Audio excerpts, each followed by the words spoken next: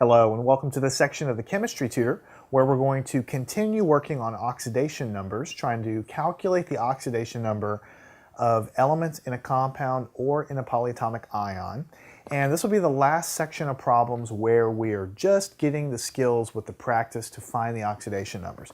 In subsequent sections, we'll use that information in a chemical reaction to figure out what's happening with the electrons and what's being oxidized and what's being reduced. So oxidation numbers are crucial, and we've mentioned that several times already. So in this section, we've got a couple of problems. Both of them are nice to give you extra practice, and especially the second problem is going to open your eyes a little bit to one of the interesting things about oxidation numbers. So let's just jump right in and make sure you can understand these problems and also make sure that you can do them yourself. So here we have hydrogen, arsenic, oxygen, and this is an ion where the charge on this whole guy is -2. So again, we go off and we look at rule number 1, which we've done many times, and basically it says if it's an ion, then the sum of the oxidation numbers is equal to the charge on that ion. So that's what we're doing right here. And so then we go off and we write down rule number 1, the sum of the oxidation numbers is going to be equal in this case to -2 because this ion has a charge of -2. So that's the first thing. Now we go down our list in priority order and figure out first, do we have any group 1 or group 2 metals? Well, here we have hydrogen, arsenic, and oxygen, so you don't count hydrogen as a metal. Even though it's in the group 1, it's still not really considered a metal. We've learned before that hydrogen has its own rule down a little bit farther, and it also has an exception if hydrogen is bonded to a metal in a two-element compound. But bottom line is, when you look at rule number 1, you're talking about everything other than hydrogen in columns 1 and 2. So this doesn't apply. We don't have any sodiums or calciums or potassiums or anything like that. So we go down to rule 3. Do we have any fluorines? We don't have any fluorines. So we're done with that. We don't have that. Now we go and we see we do have a hydrogen. The oxidation number of this guy is +1. The exception does not apply because it says when hydrogen is bonded to a metal, such as something like this, this is quite different because this is a 3-element compound. It's really an ion. It doesn't fit into that exception, so we're going to go with the basic rule that just says that hydrogen is going to have +1 oxidation number. So what we'll put down here is we'll say hydrogen is going to equal to +1, and that's rule 4. And the top is rule 1. Okay, so then we go down to rule 5. Do we have any oxygens? Of course we do have oxygens, and so that means that oxygen is going to be -2. The exception where hydrogen's bonded to itself, like hydrogen peroxide, doesn't apply here.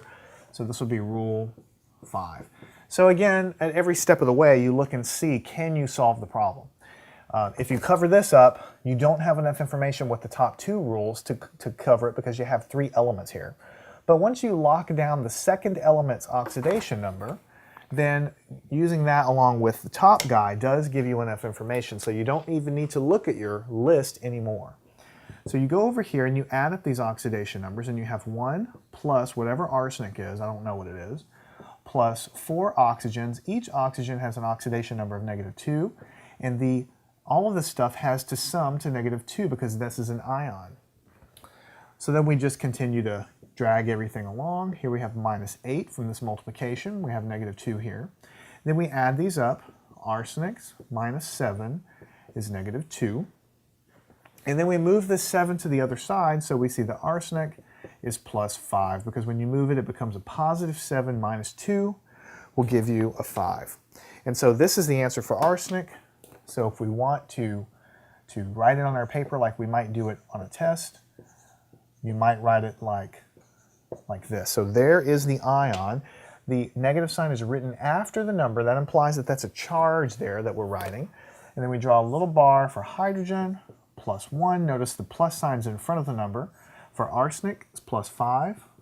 And for oxygen, it's -2. So it's implying, I'm using color also, but even if it's just your pencil, it's implying with the signs in the front that these are oxidation numbers.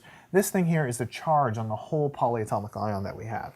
So +1 for hydrogen, +5 for arsenic, -2 for oxygen. The sum of all these oxidation numbers along with the number of atoms we have is going to give you -2 because that's the charge in the ion.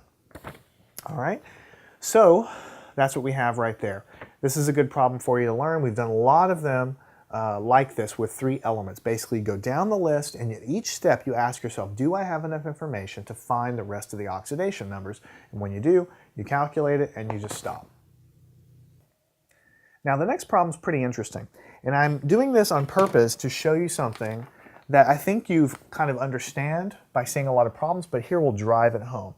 What I want to find the oxidation number, okay, I want to find the oxidation number of chlorine in the following molecules: Cl2, Cl2O, Cl2O3, Cl2O7, and Cl2O5.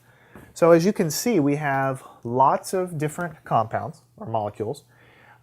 This is chlorine just bonded to itself. Here's 2 chlorines with a single oxygen. Here's 2 chlorines with 3 oxygens. Here's 2 chlorines with 7 oxygens. Here's 2 chlorines with 5 oxygens. So what we're going to do is use our rules, okay? And what I want to do is I want to list what is the oxidation number of chlorine in each one of these molecules here. And what we're going to find, I'll just kind of give you the punchline ahead of time, is that the oxidation number that we find for all of these different chlorines here, they're all going to be different, okay? That's one thing that you got to try to wrap your brain around with oxidation numbers. It's because we're following these rules. And it's sometimes the way the math works out, you're going to get, see, a lot of students think, okay, chlorine is going to have the same oxidation number everywhere. You know, fluorine is going to have the same oxidation number everywhere, but things can be different depending on how, you know, you actually follow the rules. So let's go ahead and see that in action. What we're going to do is we'll do this a little bit rapid fire, but not too fast. So here we have Cl2, all right? This is just 2 chlorine atoms bonded together. So we know that because of this, rule number 1 is going to come into play. And what is rule number 1? The first thing we do, the sum of the oxidation numbers is equal to 0. So this means that, that since the sum of the oxidation numbers for both of these chlorine atoms is 0 and it's off by itself, then that means that for chlorine here, the oxidation number is going to be 0 here, all right?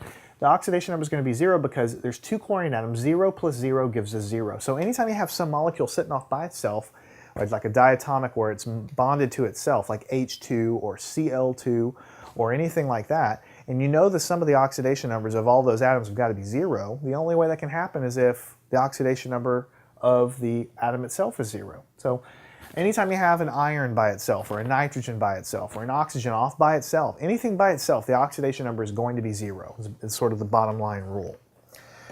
All right, so let's go and take a stab at the next one. Let's do B, Cl2O.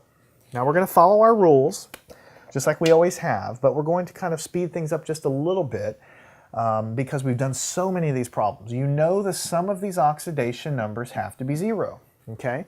And you know that there's no group 1A metals there, and you know that there's no fluorines there, and you know that there's no hydrogens there, but you know that oxygen is in every one of these compounds. So every one of these compounds, oxygen is going to be -2.